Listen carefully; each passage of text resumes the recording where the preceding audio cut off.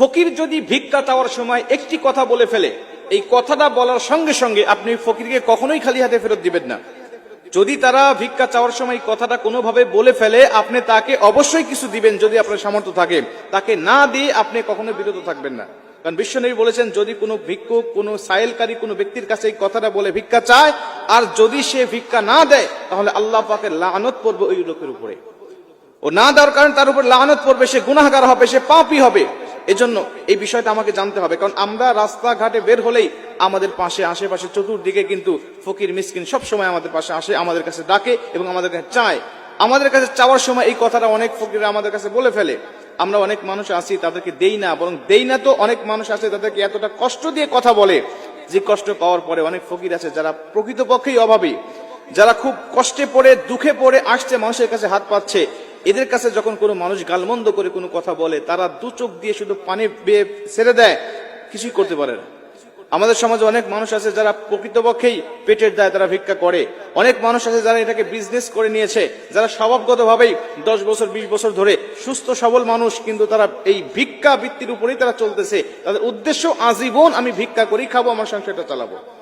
অনেক মানুষ আছেন এমন যারা ভিক্ষা করে, যাদের বাড়ি ঘর অনেক বেশি, যারা ঢাকা ফ্ল্যাট কিনেছেন, যারা গ্রামে অনেক বড় বড় বাড়ি করেছেন, যাদের অনেক রকম অনেক উন্নতি তারা করে ফেলেছেন, কিন্তু তারা তারপরেও তারা যেন কোনো ব্যবসা করছেন না, বা কোনো কাজ করতেছেন না, বা নিজের পায়ে দাঁড়ানোর চিন্তা করতেছেন না, ভাবতেছেন যে এইভাবেই আমার জীবনটা কাটাবো।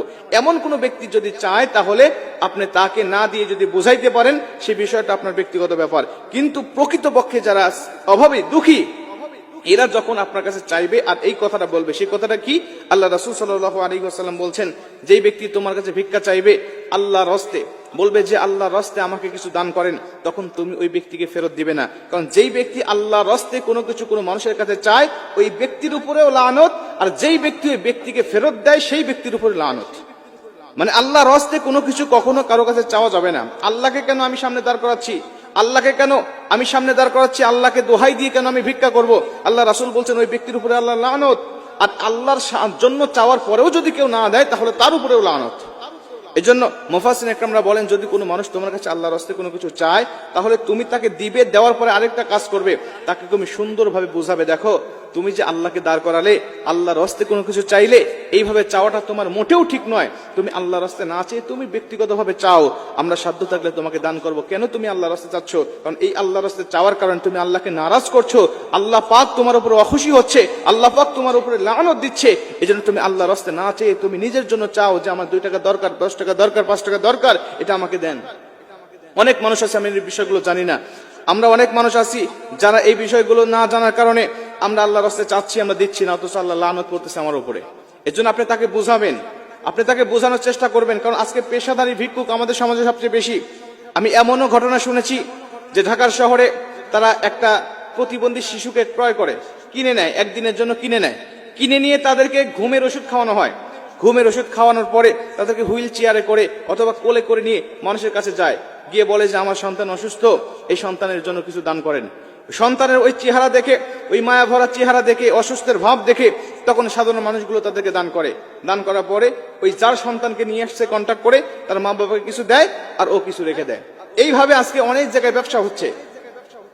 এদেরকে আপনি যদি চিহ্নিত করতে পারেন যে এরা আসলেই পেশাদারি, তাহলে আপনি তাদেরকে দিবেন না, তাদেরকে বুঝাবেন, এই পথ থেকে তাদেরকে ফেরানোর চেষ্টা করবেন।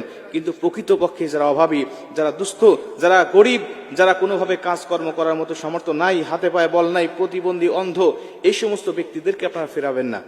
এই সমস্ত ব্যক্তিদেরকে এমনিই ফেরাবেন না। আর যদি আল্লাহর রাস্তায় কোনো কিছু চেয়ে বসে, তাহলে তো ফেরানোর কোনো প্রশ্নই আসে না।